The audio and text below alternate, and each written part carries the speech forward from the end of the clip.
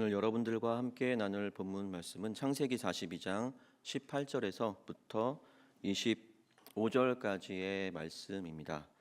제가 처음 절을 읽고요. 그 다음은 여러분들이 읽으며 교독하고 마지막 절은 합독하도록 하겠습니다. 사흘 만에 요셉이 그들에게 이르되 나는 하나님을 경외하노니 너희는 이같이 하여 생명을 보존하라. 너희가 확실한 자들이면 너희 형제 중 한 사람만 그 옥에 갇히게 하고 너희는 곡식을 가지고 가서 너희 집안의 굶주림을 구하고 너희 막내 아우를 내게로 데리고 오라. 그러면 너희 말이 진실함이 되고 너희가 죽지 아니하리라 하니 그들이 그대로 하니라. 그들이 서로 말하되 우리가 아우의 일로 말미암아 범죄하였도다. 그가 우리에게 애걸할 때 그 마음의 괴로움을 보고도 듣지 아니하였으므로 이 괴로움이 우리에게 임하도다. 르우벤이 그들에게 대답하여 이르되 내가 너희에게 그 아이에 대하여 죄를 짓지 말라고 하지 아니하였더나 그래도 너희가 듣지 아니하였느니라. 그러므로 그의 핏값을 치르게 되었도다 하니 그들 사이에 통역을 세웠으므로 그들은 요셉이 듣는 줄을 알지 못하였더라. 요셉이 그들을 떠나가서 울고 다시 돌아와서 그들과 말하다가 그들 중에서 시므온을 끌어내어 그들의 눈 앞에서 결박하고 명하여 곡물을 그 그릇에 채우게 하고 각 사람의 돈은 그 자루에 도로 넣게 하고 또 길냥식을 그들에게 주게 하니 그대로 행하였더라. 아멘. 우리 앞뒤 좌우 늘청이들에게 이렇게 인사하며 앉겠습니다.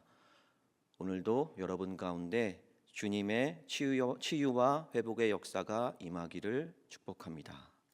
오늘도 여러분 가운데 주님의 치유와 회복의 역사가 임하기를 축복합니다.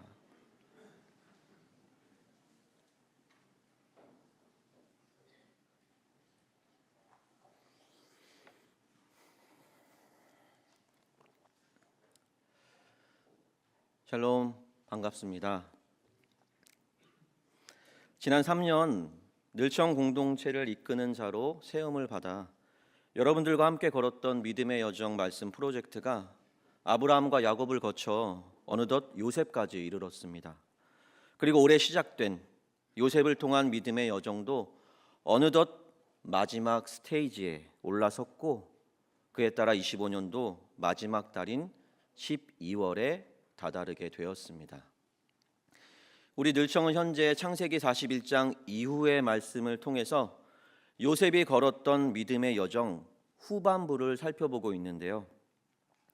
창세기 41장 이후의 말씀, 그러니까 요셉이 하나님의 뜻과 계획하심을 따라 애굽의 총리로 등극한 이후의 삶은 요셉이 걸었던 전체 믿음의 여정에서 사실 마지막 스테이지에 해당합니다.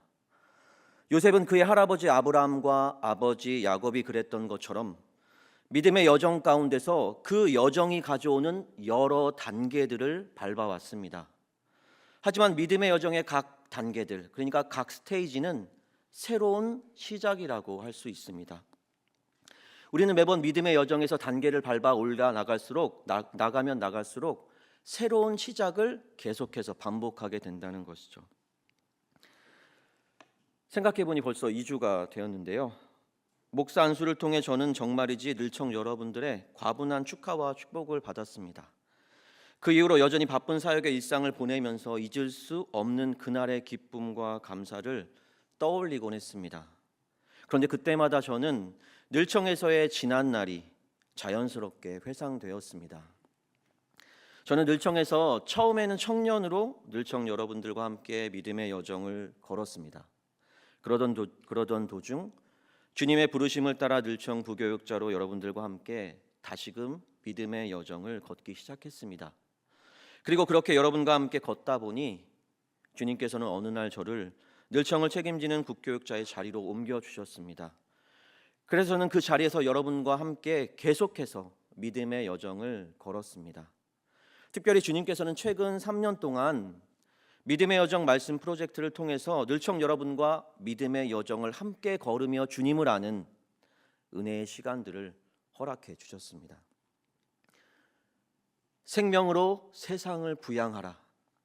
이 원대한 비전을 이식받고 애굽의 총리로서 믿음의 여정 다음 스테이지를 시작했던 요셉처럼 저도 믿음의 여정 말씀 프로젝트가 마무리되는 이 3년의 끝자락에서 목사로서 기름 부으심을 받고 믿음의 여정 다음 스테이지에 지금 올라서 있습니다. 이 다음 스테이지에 서게 된 저는 지금 새롭게 펼쳐질 믿음의 여정에서 주님이 행하시고 성취하실 일을 기대하면서도 한편으로는 두렵고 염려되기도 합니다. 그래서 더더욱 현재 진행 중인 요셉의 믿음의 여정에 관한 말씀에 더 애정이 가는지도 모르겠습니다. 우리는 요셉이 걷고 있는 믿음의 여정 그 마지막 스테이지를 통해 무엇을 얻을 수 있을까요? 우리는 아래의 것들에 특별히 주목해 볼 필요가 있습니다. 첫 번째, 애굽의 총리가 되어 믿음의 여정 다음 스테이지를 걷고 있는 요셉에게 하나님은 어떠한 하나님으로 나타나시는가? 두 번째, 하나님께서는 요셉과 그의 형제들을 어떻게 이끄시고 무엇을 성취하시는가? 그리고 세 번째, 요셉과 그의 형제들의 모습을 통해 동일한 믿음의 여정을 걷고 있는 저와 늘청은 무엇을 배우며 어떻게 이 길을 온전히 따를 수 있는가? 저는 주어지는 말씀에 주목하며 여러분들 앞에서 말씀의 스피커가 되기 이전에 리스너가 되어 주님을 듣고자 애쓰고 있습니다. 여러분들만큼이나 제게도 주님이 절실하기 때문입니다. 여러분들도 마찬가지죠? 네, 그럴 거라 믿습니다. 그래서 지금 여러분들과 나누는 이 요셉의 말씀들은 늘청을 위해 주님께서 베푸시는 말씀이기도 하지만 동시에는 말씀을 준비하며 선포하는 저에게 베푸시는 말씀이기도 합니다. 앞으로 우리가 나누게 될 말씀의 한 구절인데요. 창세기 42장 28절입니다. 요셉의 형제들이 서로 돌아보며 말하되 하나님이 어찌하여 이런 일을 우리에게 행하셨는가 하고. 아멘. 저는 선포자, 여러분은 듣는 자라는 구별 없이 우리 모두가 주님 앞에서는 말씀을 듣고 받드는 자일 뿐입니다. 오늘 선포되는 하나님의 말씀을 통해 저와 여러분이 요셉의 형제들처럼 하나의 연합된 마음과 정서로 서로 묶이기를 소망합니다. 우리의 유일한 머리가 되시는 예수 그리스도를 향한 마음과 정서로 서로 연합하며 묶이기를 간절히 소망합니다. 하나님의 말씀으로 서로를 돌아보며 누군가의 처지에 하나님의 마음으로 깊이 공감해주는 우리 늘청이 되기를 소망합니다. 각자가 처한 삶의 자리가 분주하고 버겁지만 주님의 사랑을 따라 우리 마음의 한켠을 기꺼이 내어줄 줄 아는 늘청 여러분 되기를 또한 소망합니다. 더불어 늘청 여러분이 속해 있는 주님의 몸의 형편까지를 헤아리고 마음을 주께 내어드릴 줄 아는 여러분들이 되기를 또한 간절히 소망합니다. 오늘 하나님께서 임재하신 거룩한 이 시간에 우리 늘청 모두가 하나의 말씀을 통해 깊은 연합과 하나님을 아는 성숙을 경험하게 되길 소망합니다. 창세기 42장 21절입니다. 그들이 서로 말하되 우리가 아우의 일로 말미암아 범죄하였도다. 그가 우리에게 애걸할 때에 그 마음의 괴로움을 보고도 듣지 아니하였으므로 이 괴로움이 우리에게 임하도다. 아멘. 이 말씀은 지난 설교의 핵심 구절이었습니다. 지난 설교를 통해 우리는 믿음의 여정 다음 단계에 올라선 요셉에게 하나님께서 어떤 통치를 베푸시는지를 살펴보았습니다. 생명으로 세상을 부양하기 위하여 한 사람을 하나님께서 사용하실 때 하나님께서는 그 사람을 통해 세상 가운데 하나님의 나라를 세워 가시지만 동시에 하나님께서는 쓰임받는 그 사람 안에서도 하나님의 나라를 세워 가십니다. 그 나라는 바로 택하신 한 사람을 세우시는 회복과 치유의 하나님 나라입니다. 요셉을 포함한 요셉의 형제들은 본래 하나님께서 비전을 품고 택하신 공동체였습니다. 하지만 삼위일체 하나님께서 세우신 공동체의 모습에 걸맞지 않게 요셉과 그의 형제들로 이루어진 공동체는 오랜 세월 동안 서로 반목하고 분열하는 고통에 매여 있었습니다. 그리고 서로를 죽이는 관계를 지속해 왔습니다. 그렇게 하나님의 형제 공동체에는 죄악의 굴레 속에서 신음하는 속박된 삶을 살고 있었습니다. 여러분, 지난 설교에서 우리는 믿음의 여정 다음 스테이지에서 하나님이 어떠한 하나님으로 우리 가운데 나타나시는지를 나누었는데요. 하나님께서는 자신이 주목하며 택한 자들의 영혼의 형편을 깊이 헤아리십니다. 그리고 우리 하나님께서는 결코 자신의 영광만을 성취하기 위한 소모품으로 택한 자들을 대하시지 않으십니다. 하나님의 영광이 성취되는 그 과정을 통해 그 영광에 쓰임받는 자들이 치유와 회복 그리고 다시 세움이라는 은혜를 받도록 그렇게 쓰임받는 자들 가운데 역사하십니다. 그러므로 우리가 믿음의 여정을 한 단계 한 단계 밟아 나가며 하나님의 영광에 점점 더 다가설수록 믿는 우리는 스스로는 어쩌지 못하는 상처와 허물 그리고 어두운 상황과 문제 곳곳에서 우리 하나님이 펼쳐내시는 치유와 회복의 르호봇을 경험하게 될 것입니다. 요셉의 형제들이 요셉을 시기하고 증오하여 죽이려 하다가 결국 이집트의 노예로 팔아 넘기는 죄악을 저지른 지도 어느덧 20년이 되었습니다. 그동안 10명의 형제들은 후회와 죄책감으로 고통의 세월을 보내야만 했습니다. 이 죄악이 자신들의 영혼을 갉아먹으며 무너뜨려 가고 있음을 알면서도 죄악이 가하는 두려움과 얽매임 때문에 그저 마음속에 그 죄악을 꼼꼼 숨겨둔 채 죄짐에 눌려 괴로워할 뿐이었습니다. 그런데 요셉과 형제들의 공동체를 세우시고 하나님 나라의 뜻을 세우신 하나님께서는 그 범죄한 형제들을 저버리지 않으셨습니다.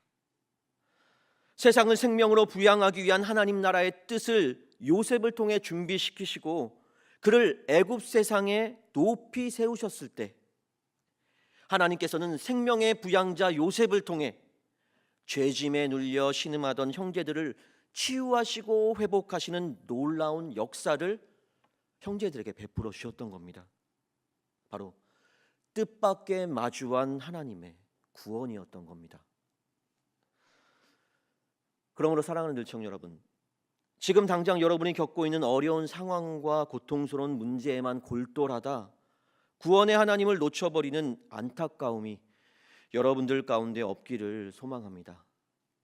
상황과 문제에 사로잡혀 주님을 믿고 따르는 여정을 포기하지 마시기 바랍니다. 믿음의 여정이 생명으로 향하는 여정임을 바로 요셉과 그의 형제들이 하나님의 말씀을 통해 똑똑히 우리 가운데 보여주고 있다는 사실을 잊지 마시기 바랍니다. 요셉의 형제들은 굶주림 때문에 곡식을 사려고 애굽으로 내려갔다가 하나님의 치유와 회복의 역사를 받게 될 것이라고는 전혀 예상하지 못했던 것처럼 우리를 향하신 하나님의 뜻을 우리는 결코 헤아릴 수 없습니다. 하지만 확실한 것은 택하신 우리를 향한 하나님의 뜻은 끝까지 책임지시는 사랑과 영원한 생명과 흔들리지 않는 평안뿐이라는 사실입니다. 뜻밖의 마주한 놀라운 하나님의 구원으로 인해 늘청 여러분 모두가 기뻐 뛰며 하나님을 찬양하게 되기를 소망합니다. 끝까지 책임지시는 사랑, 영원한 생명, 그리고 흔들리지 않는 평안을 베푸시는 우리 주님을 신뢰하며 여러분 안에 견고한 하나님의 나라가 온전히 임하게 되기를 간절히 소망합니다. 본문 21절인데요. 한 목소리로 읽어보겠습니다. 그들이 서로 말하되 우리가 아우의 일로 말미암아 범죄하였도다. 그가 우리에게 애걸할 때에 그 마음의 괴로움을 보고도 듣지 아니하였으므로 이 괴로움이 우리에게 임하도다. 아멘. 굶주림을 해결하고자 곡식을 사려고 애굽에 내려갔던 것뿐이었는데 그곳에서 스파이라는 누명을 쓰고 감옥에 갇히는 충격적인 사건을 경험하며 이 요셉의 형제들은 20년 전 자신들이 요셉에게 저질렀던 범죄를 떠올렸습니다. 그때 자신들로 인해 요셉이 얼마나 고통스러웠을지 비로소 공감하게 되었습니다. 그리고 그 자리에서 형제들은 비로소 서로를 바라보며 꼭꼭 숨겨왔던 자신들의 죄를 입 밖으로 시인하며 회개할 기회를 얻게 되었습니다. 본문 23절에서 24절입니다. 그들 사이에 통역을 세웠으므로 그들은 요셉이 듣는 줄을 알지 못하였더라. 요셉이 그들을 떠나가서 울고 다시 돌아와서.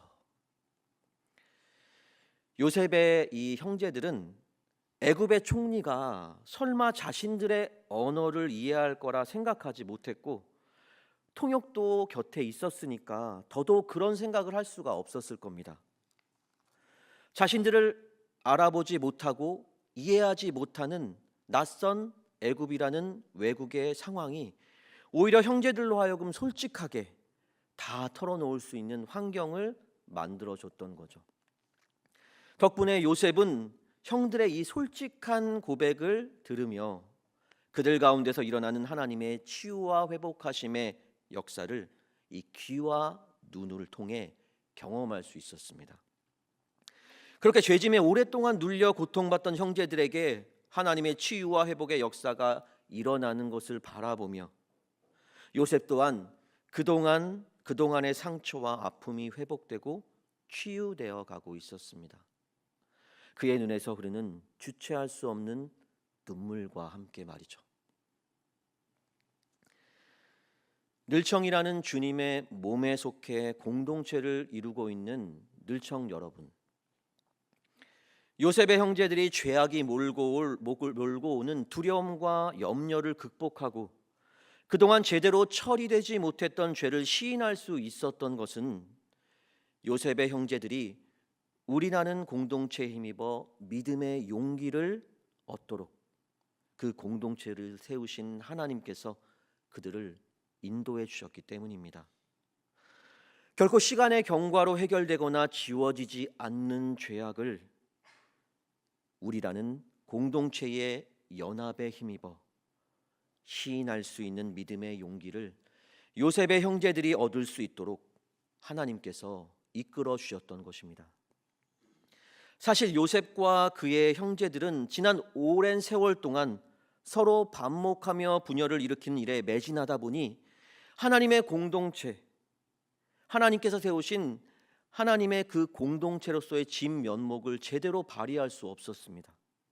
그런데 애굽에서의 이 사건을 통해 요셉과 형제들의 공동체는 하나님이 만드신 공동체로서의 진면목을 회복하기 시작했습니다. 하나님 안에서 다시 시작하도록 서로를 지탱하고 세워주는 역할을 비로소 회복받게 되었던 겁니다. 우리 늘청 공동체도 이와 같은 공동체가 되기를 소망합니다. 그리고 늘청의 지체로 속한 여러분 모두가 주님 안에서 얼마든지 다시 시작할 수 있도록 주님의 치유와 회복의 은혜를 서로에게 흘려보내는 사랑의 통로가 되기를 소망합니다. 그리고 주님 안에 서로가 머물도록 서로를 지탱해주는 헌신의 버팀목이 되기를 또한 간절히 소망합니다. 그런데 여러분, 안타깝게도 10명의 형제들 가운데 이 유독 딱 한 명만, 이 한 명만은 공동체를 통한 하나님의 치유와 회복의 역사에서 스스로를 제외시키고 있었습니다. 그 사람은 누구일까요? 바로 장자 르우벤이었습니다. 본문 22절인데요. 함께 읽겠습니다. 르우벤이 그들에게 대답하여 이르되 내가 너희에게 그 아이에 대하여 죄를 짓지 말라고 하지 아니하였더냐. 그래도 너희가 듣지 아니하였으니라. 그러므로 그의 핏값을 치르게 되었도다 하니. 아멘. 여러분, 우리가 지금 읽고 있는 개역개정 성경에 따르면 르우벤이 그들에게 대답하여 이르되라고 번역하고 있지만 원어를 말씀의 맥락을 따라 더 와닿도록 번역하면 르우벤 브로큰 이라 번역할 수 있습니다. 그러니까 르우벤이 형제들의 자복하고 회개하는 대화의 흐름이나 분위기를 깨버리고 방해하듯 자신의 말을 형제들의 대화 가운데 끼워 넣었다는 의미입니다. 그렇다면 르우벤이 왜 이 같은 행동을 한 것일까요?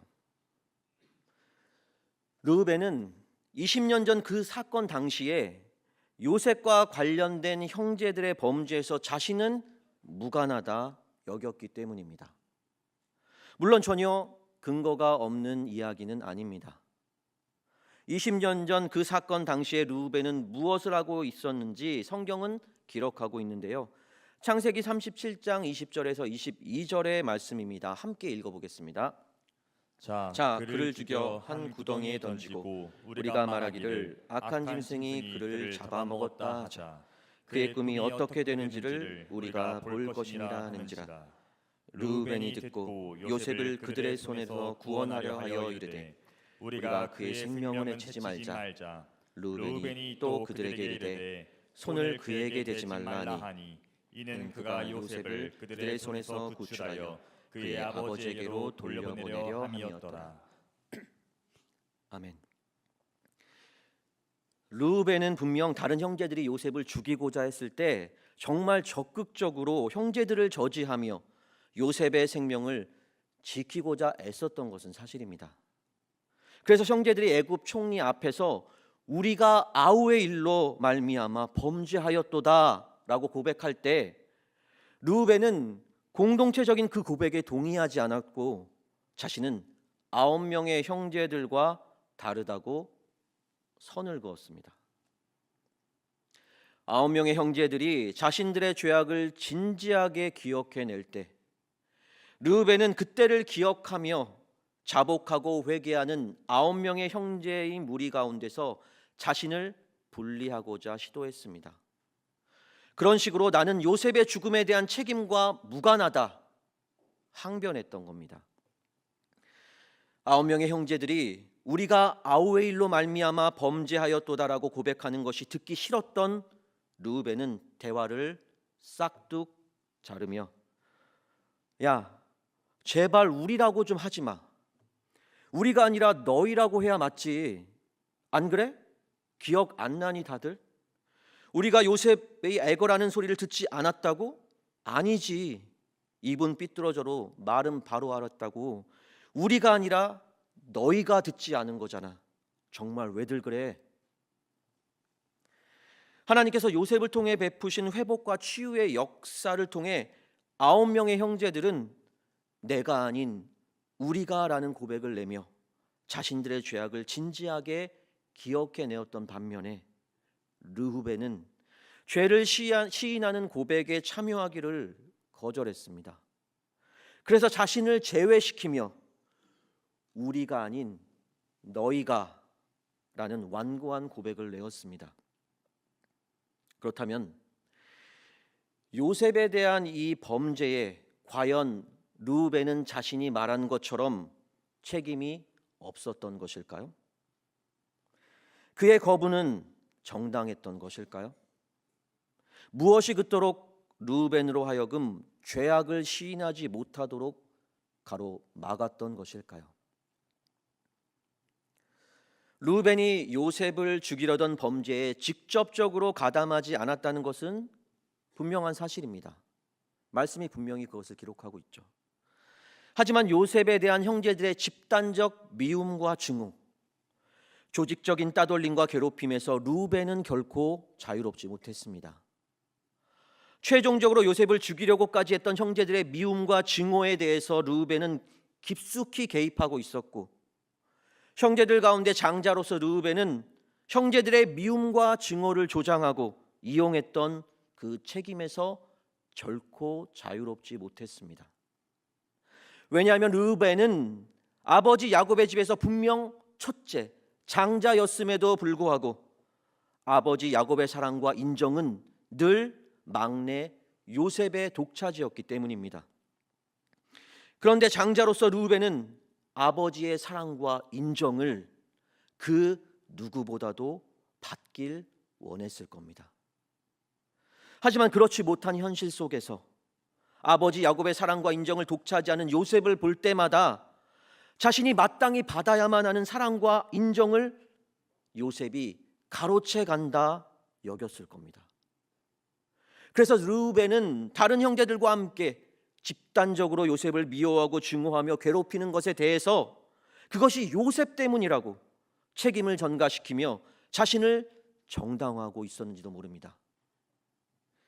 하지만 르우벤의 그 같은 행동은 사실상 요셉을 인격적으로 살인하는 일임을 르우벤 자신은 심각하게 깨닫지 못했습니다. 자기 상처와 연민에만 깊이 매몰돼 있었기 때문입니다. 표면적으로만 본다면 르우벤은 요셉에 대한 범죄에 직접적인 관련이 없는 것처럼 보이지만 실질적으로는 깊이 연루돼 있었습니다. 하지만 그로 인한 결과에 대해 르우벤은 책임지려 하기보단 회피하려는 데 급급했습니다. 늘청 여러분들이 너무나도 잘 아시는 것처럼 최초의 인류였던 아담과 하와가 처음 범죄했을 때도 르우벤과 비슷한 반응을 보였습니다. 창세기 3장 12절부터 13절인데요. 함께 읽겠습니다. 아담이 이르되 하나님이 주셔서 나와 함께 있게 하신 여자 그가 그 나무 열매를 내게 주므로 내가 먹었나이다. 여호와 하나님이 여자에게 이르시되 내가 어찌하여 이렇게 하였느냐. 여자가 이르되 뱀이 나를 꿰므로 내가 먹었나이다. 아멘. 범죄한 아담과 하와가 보여주는 모습이나 범죄한 르우벤이 보여준 모습은 사실 범죄한 우리들에게서 동일하게 나타나는 모습입니다. 그런데 이런 모습은 우리가 죄로부터 벗어나 고침을 받고 다시 일어서 새날을 살도록 만드는 일을 지연시키고 방해합니다. 범죄한 우리는 일단은 범죄한 현실을 제대로 마주하려 하지 않습니다. 일단은 회피하려 하죠. 본능적으로 말입니다. 죄의 달콤한 유혹에 넘어가 죄를 삼키기는 하였는데 정신을 차리고 보니 뒷감당이 되지 않는 현실을 깨닫는 겁니다. 그러니 일단 범죄한 현실을 한켠에 미뤄두고 회피하게 됩니다. 늘청 여러분, 우리는 결코 죄악을 다루지도 못할 뿐더러 처리하지 못합니다. 하지만 죄로부터 자유하고 고침을 받기 위해 죄와 관련해서 우리가 다룰 수 있는 한 가지 일이 있습니다. 그것은 바로 범죄한 현실을 제대로 마주하는 일입니다. 그것만큼은 우리가 할 수 있고 처리할 수 있습니다. 어떻게 예수님을 믿는 내가 이럴 수 있지? 라는 생각에 빠져 현실을 부정하기보다 한시라도 빨리 나의 잘못을 겸허하게 범죄한 현실과 마주하며 파악해야만 합니다. 그런데 르우벤을 통해 우리의 모습이 드러나듯이 범죄한 우리는 나의 잘못을 범죄한 현실과 마주하며 파악하기보다는 일단은 회피적이 됩니다. 그리고 계산적이 됩니다. 그리고 희생하려 하지 않습니다. 그리고 책임지려 하지 않습니다. 늘청 여러분, 친구 또는 가족 그리고 연인 간에 이런 소모적인 논쟁을 벌였던 적이 아마 있으실 겁니다. 친구나 가족, 연인이 어떤 일에 대한 잘못을 나에게 지적합니다. 그럴 때 우리는 지적받은 어떤 잘못, 지적받은 어떤 죄만을 가지고서 이야기를 해야 하는데 보통 그렇게 대화가 잘 흘러가지 않습니다. 어떤 잘못이나 죄를 지적받은 상대방은 갑자기 이렇게 말하죠. 근데 너도 그렇게 했잖아. 근데 너도 그때 잘못했잖아. 라고 말하며 저만 그런 건 아니죠? 정당하게 자신의 잘못이나 죄를 지적하는 사람의 그 다른 잘못을 거론하기 시작합니다. 공격을 받으니까 공격하는 것이죠. 그때부터 대화의 본질은 흐려지며 혼탁해지게 됩니다. 죄악이란 본질적으로 이 어두움의 속성을 갖고 있어서 자신이 지적을 받는 것을 대단히 싫어합니다. 죄악은 우리의 은밀한 곳 뒤에 서서 제대로 처리되지 않은 채 우리 안에 머물러 있기를 원합니다. 그래서 자신을 지적하는 사람이 있다면 그 사람의 다른 죄를 들추어내는 것으로 자신을 숨겨버립니다. 자신을 지적하는 사람으로 인해 죄를 깨닫고 인정하고 시인하여 회개에 이를 기회를 가로채버리는 것이죠. 정우성 주연의 영화 더 킹에서 나오는 대사였는데요. 이슈는 이슈로 덮는다라는 말이 있습니다. 자신들에게 불리한 정치적인 이슈가 불거졌을 때 그 이슈를 대중의 관심을 사로잡을 만한 다른 새로운 이슈로 덮어 대중의 시선을 자신들에게서 돌려버리는 계략을 의미합니다. 죄악이 바로 이런 계략을 잘 사용합니다. 르우벤이 그들에게 대답하여 이르되 내가 너희에게 그 아이에 대하여 죄를 짓지 말라고 하지 아니하였더냐? 그래도 너희가 듣지 아니하였느니라. 그러므로 그의 핏값을 바로 너희들이 치르게 되었도다 하니. 르우벤은 다른 형제들과 달리 자신은 요셉에 대해 무죄하다 항변합니다. 그래서 지금 애굽에서 벌어진 사태에 대한 책임과 자신은 무관하다는 것을 증명하기 위해 르우벤은 다른 형제들의 죄를 들추어내 부각시키는 방식을 취하고 있습니다. 자신의 죄라는 이슈를 다른 형제들의 죄라는 이슈로 덮으려는 것이죠. 하지만 르우벤의 이 같은 태도는 근본적인 문제 해결의 걸림돌이 될 뿐입니다. 왜냐하면 다른 형제들을 거쳐 이제 자신에게로 향하시는 거룩하신 하나님의 공의로운 관심을 회피하려는 태도이기 때문입니다. 죄와 허물뿐인 우리들도 마찬가지입니다. 타락한 우리는 때때로 우리의 의로움을 증명하기 위한 잘못된 방법으로 다른 이의 죄악을 들추어내곤 합니다. 이것은 다른 사람의 피를 흘려 나를 살리는 방식입니다. 그런데 한번 잘 생각해 보십시오. 이 방식은 우리 주님께서 범죄한 우리를 위해 자신의 피를 흘려 우리를 살리신 방법과 정확히 반대되는 방식입니다. 그런데 그 방식을 예수를 믿고 생명받은 우리가 행하고 있는 것이죠. 다른 이의 죄악의 크기로 내 죄가 덮이는 것이 결코 아닙니다. 죄악은 저울질을 통해 더 무거운 쪽이 책임을 뒤집어 쓰는 그런 원리가 아닙니다. 각자가 하나님 앞에 단독자로서 판단받을 뿐입니다. 예수 그리스도를 믿음으로 하나님의 의로운 백성이 되신 늘청 여러분, 사실 우리 안에는 두 마음이 있습니다. 죄를 시인하고 뉘우치는 아홉 형제의 편에 서려는 마음과 죄를 시인하며 회개하기를 거부하는 르우벤의 편에 서려는 마음입니다. 이 두 마음이 우리 안에서 지금도 싸움을 벌이고 있습니다.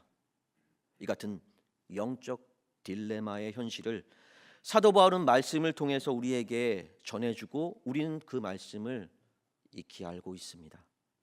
로마서 7장 21절에서 24절인데요. 함께 읽겠습니다. 그러므로 내가 한 법을 깨달았노니 곧 선을 행하기 원하는 나에게 악이 함께 있는 것이로다. 내 속사람으로는 하나님의 법을 즐거워하되 내 지체 속에서 한 다른 법이 내 마음의 법과 싸워 내 지체 속에 있는 죄의 법으로 나를 사로잡는 것을 보는도다. 오호라 나는 곤고한 사람이로다. 이 사망의 몸에서 누가 나를 건져내랴. 아멘. 우리 안에 아홉 형제의 편에 서려는 마음은 우리 안에 있는 이 아홉 형제의 편에 서려는 마음은 오늘 본문 21절에서 우리가 듣지 아니하였으므로의 고백처럼 우리의 죄악을 정직하게 파악하고 겸허하게 시인하는 마음입니다. 그리고 그 마음은 거룩하신 하나님의 공의로운 관심을 우리가 믿음과 순종으로 수용하는 자세입니다. 반면에 우리 안에 르우벤의 편에 서려는 마음은 오늘 본문 22절에서 내가 아니라 너희가 듣지 아니하였느니라 지적하는 것처럼 나의 죄악을 겸손히 마주하며 깨달으려 하기보다는 다른 이의 허물을 들추어 상대적으로 자신의 의로움을 세우려는 어리석고도 완고한 마음입니다. 그리고 그 마음은 거룩하신 하나님의 공의로운 관심을 우리가 회피하려는 자세입니다. 사랑하는 청년 여러분, 여러분의 마음은 현재 어느 편에 더 기울어져 계신가요? 아홉 형제가 취했던 그 마음인가요? 아니면 르우벤이 취했던 그 마음인가요? 너무나도 분명한 사실은 죄와 사망을 멸하시고 영원히 다시 사신 우리 주 예수 그리스도를 우리가 유일한 구세주와 하나님으로 믿는다면 우리가 끊임없이 우리 안에서 세워야 할 마음은 르우벤이 취했던 그 마음이 아닌 아홉 형제들이 취했던 그 마음입니다.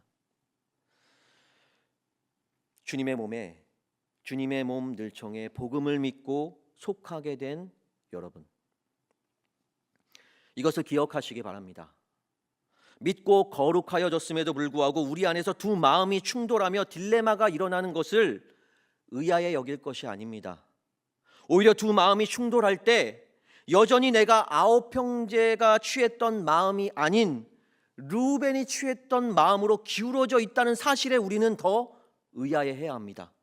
어떻게 내가 이럴 수 있지? 어떻게 지금 내가 이렇게 악한 마음에 기울어져 있지? 나의 선택은 왜 쉽게 아홉 형제가 취했던 마음이 아닌 르우벤이 취했던 그 완고한 마음인 거지? 이것에 우리들은 늘 의아해해야만 합니다. 죄를 인정할 줄도 회개할 줄도 모르는 르우벤의 편으로 기울어진 우리 심령에 대해 여러분들이 의문을 품으셨다면 이제 그 의문을 품고 반드시 주님께로 나아가셔야만 합니다. 우리 주님께서는 지금 그 의문을 품고 자기에게로 나아오는 자들에게 치우쳐 기울어진 마음을 회복시킬 모든 준비를 갖추고 계시기 때문입니다. 주님 앞에서 구하십시오. 제 마음이 무지하며 완고한 것에 기울어져 있으니 나의 연약함을 도우사 르우벤에 속한 완고하고 완악한 마음을 우리 가운데서 제하시고 아홉 형제가 취한 겸손하고 가난한 마음으로 우리를 다시 일으켜 세우소서. 이 기도가 늘청 여러분 모두를 날마다 깨우는 생명의 간구가 되기를 소망합니다. 늘청 여러분 모두가 거룩하신 하나님의 공의로운 관심을 전심으로 수용하고 우리 안에 처리되지 않았거나 깨닫지 못한 죄악이 머물고 있지는 않은지 겸손하게 파악하고 그 파악함을 통해 죄가 진실로 깨달아진다면 지체 없이 십자가의 주님 앞에 우리의 죄를 펼쳐내는 늘청 여러분 모두가 되기를 간절히 소망합니다. 본문 24절인데요. 함께 같이 읽어보겠습니다. 요셉이 그들을 떠나가서 울고 다시 돌아와서 그들과 말하다가 그들 중에서 시므온을 끌어내어 그들의 눈앞에서 결박하고 명하여 곡물을 그 그릇에 채우게 하고 각 사람의 돈은 그의 자루에 도로 넣게 하고 또 길 양식을 그들에게 주게 하니 그대로 행하였더라. 아멘.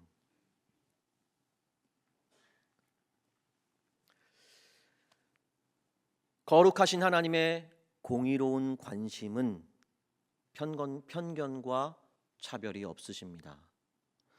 하나님께서는 하나님의 나라를 위해 택한 10명의 형제들 가운데 교만하고 완고한 르우벤조차도 끝까지 고치시며 택하신 자기 백성을 한 사람도 놓치는 법이 없으십니다. 죄악에서 자유하도록 끝까지 우리를 책임지시는 것이 바로 요셉의 믿음의 여정 그 마지막 스테이지에서 나타나는 하나님의 하나님 되심입니다. 그러므로 죄에 대해 본능적으로 회피적이고 괴산적이며 희생하지 않으려 하며 책임지지 않으려 하는 우리를 죄와 사망의 법에서 자유케 하신 주님께서는 끝까지 책임지십니다. 자신들의 죄악을 시인하며 괴로워하는 형제들을 바라보며 같이 슬퍼했던 요셉은 동시에 자신의 죄악을 온전히 깨닫지도 회개할 줄도 모르는 르우벤을 바라보며 안타까워하고 슬피 울었습니다. 그래서 요셉의 울음은 중의적인 의미를 갖고 있습니다. 하지만 요셉은 울음을 쏟아내며 감정적 해소로 모든 것을 끝내지 않았습니다. 형제들이 완전한 회개로 나아가 죄로부터 자유함을 누릴 수 있도록 형제들을 끝까지 책임지며 이끄는 일에서 그는 쉬지 않습니다. 그래서 요셉은 형제들을 떠나가 울었지만 울음을 그치고 다시 형제들에게 돌아왔습니다. 죄로부터의 완전한 자유를 향해 아직 형제들을 위해 해야 할 일이 남아 있었기 때문입니다. 우리를 죄와 사망의 법에서 자유케 하신 예수 그리스도, 주님은 우리를 대신해 죽으셨지만 우리를 영원히 죄로부터 살리시기 위해 다시 이 땅에 돌아오셔야만 했습니다. 우리들에게 베푸신 구원의 완성을 위해서 말이죠. 그래서 사망을 넘어 우리에게로 돌아오셨습니다. 이것이 바로 예수 그리스도의 부활의 이유이자 목적입니다. 우리에게 베푸신 구원의 완성을 위해 부활하신 우리 주님께서는 지금도 그래서 우리 가운데 역사하십니다. 울음을 그치고 돌아온 요셉이 형제들의 온전한 회개와 회복을 위해 후속 조치들을 이어갔던 것처럼 우리 안에 르우벤의 마음을 제거하고 아홉 형제의 마음으로 우리를 온전하게 하시기 위해 부활하신 주님께서는 오늘도 우리를 끝까지 책임지시는 역사를 쉬지 않으십니다. 창조주 하나님의 공의로운 관심은 죄악은 증오하되 사람은 사랑하시는 구별된 관심이십니다. 그래서 창조주 하나님의 공의로운 관심은 죄와 허물을 품고 살아가는 우리에게 영혼의 부끄러움과 거룩한 부담을 일으키기도 합니다. 공의로운 관심은 우리 안에 있는 죄를 주목하고 일깨워주기 때문이죠. 그리고 예수 그리스도 안에서 제대로 처리되지 않은 죄악이 거룩함으로 구별된 우리 심령 가운데 은밀하게 자리를 차지하고 있는 것에 대해 우리로 하여금 불편함을 느끼도록 인도해 주십니다. 그러므로 사랑하는 들청 여러분, 거룩하신 하나님께서 저와 여러분을 향해 쏟으시는 이 공의로운 관심을 온 마음으로 수용하는 여러분들이 되기를 간절히 소망합니다. 창조주 하나님의 공의로운 관심 속에서 거룩함은 바로 구별됨이라는 사실을 기억하시고 우리 안에 르우벤의 마음은 거룩한 우리 심령 가운데서 제하여 버리며 아홉 형제들의 마음으로 우리 심령을 거룩하게 구별시켜 나아가는 들청 여러분 모두가 되시기를 간절히 소망합니다.